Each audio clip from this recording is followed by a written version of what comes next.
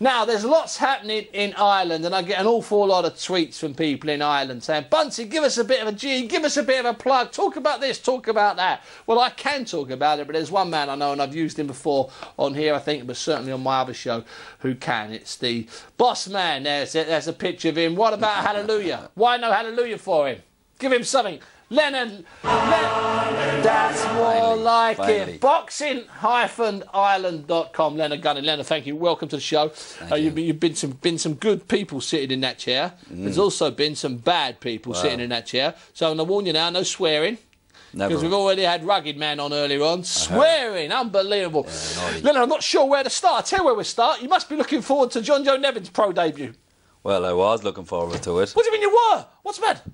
It's up in the air. Up in the air. Yeah, he appeared on Ireland's version of Jonathan Ross there a couple of weeks ago, and they wheeled in Amir Khan, put him on the seat as well, and it was the big drum roll, I'm turning pro with Amir Khan.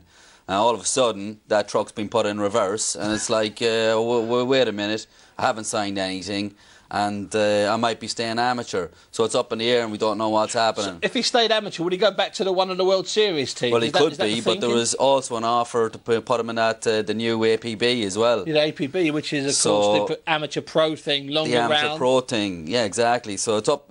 He might still sign with Khan. He may still stay amateur, but I just thought he probably shouldn't have gone on a TV show saying he was. Doesn't look good. Yeah, it doesn't look good. Because when you do it the next time, people are not. Exactly. Now, Katie Taylor, now, we've been ringside in Dublin and maybe somewhere else even when we've seen her fight on the undercard of a pro show. What's the story with Katie? Any news or feelings of what she might do? This is an exclusive for the show. Go on, son.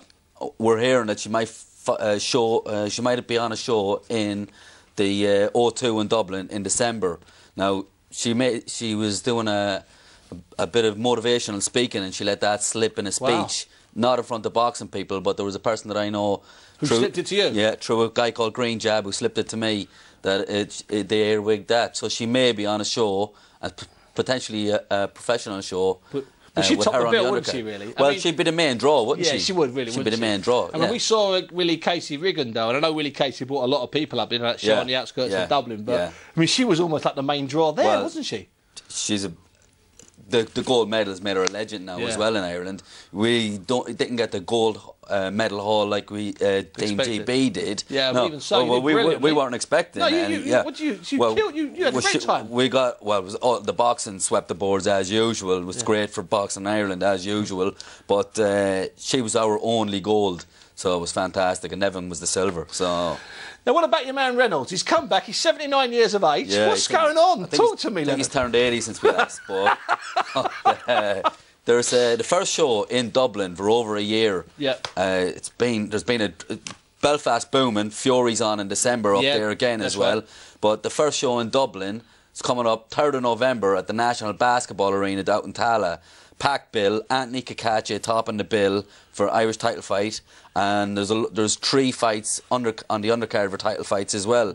We got Paul Moffat, Christina McMahon, the Irish lady, only Irish pro, and Reynolds is on the undercard as well. So I'm looking to finalise his opponent in the next 48 hours. So big packed bill. And are you involved with that show? Is that? Well, no, I'm just I help out the promoter there because they help me out. Yeah, if they put on a guy that is one of my guys, I'll drive the promotion as well. Now, why is it in the city Dublin where you can't get a ticket for the national finals and all the best fighters in the land fight there in that national stadium, which is a beautiful venue? How is it there hasn't been a pro show for over a year, Leonard? Well, the thing is, the tradition in Dublin is amateur boxing. The tradition in Belfast is amateur, but to a more degree, it's the pro boxing. Yeah, gotcha. So. And with the funding that they get now, it's like nobody really wants to turn pro. None of the big names. So it's all the smaller guys that are having to fight each other. And on that fight, there's 10 fights on that bill, and I think about 6 of them are Irish versus Irish, ticket seller versus ticket seller,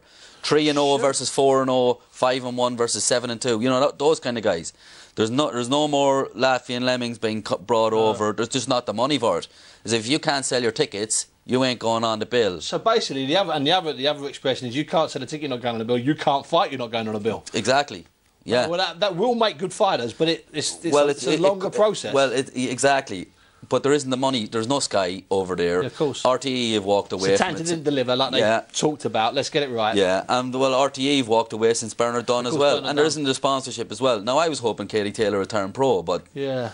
You know... No, we're rattling and battling through these. What's happened to Michael Perez? He's in Cork. He's got about 5 kids. Still in What's Cork. The story? I think he's getting through the back end of a crate of Guinness, and you know, I think he'll be grand after that. But God knows. God knows. And what about Matt Macklin and Andy Lee? This is 2 fights. Irish guys, quote unquote. Well, are they coming back ever? Good that you shouted the 2 of them together, because potentially you could have the 2 of them in Madison Square Garden, St Patrick's Day, Big Bill, in the theatre again. Macklin was the highest grossing ticket sales in the theatre for over 10 years, and that's including all those John Duddy drink ups, and he smashed it. So they're going to have him back, but it could be Quillen as well. Quillen's on the card. Potentially against Macklin. So one of them could be with them. Or could be Lee, or maybe even Chavez in April. And that's from the horse's mouth. You know what, Leonard? You don't know. You did 6 minutes there, brother. You covered about 40 fighters. Leonard Gunning. That's boxing-ireland.com. It's been, I've got to say, Leonard, thanks so much. It's been a bit of a crazy show. I hope you enjoyed Rugged Man. I hope you enjoyed Johnny Eames. I hope you enjoyed Paulie Malignaggi. I hope you enjoyed Nick Blackwell. I hope you enjoyed Junior Witt. I hope you enjoyed the show. No Lebedev this weekend. But keep your eyes open, there could be something. It's been a delight, it's been a pleasure. This is what we've got coming up.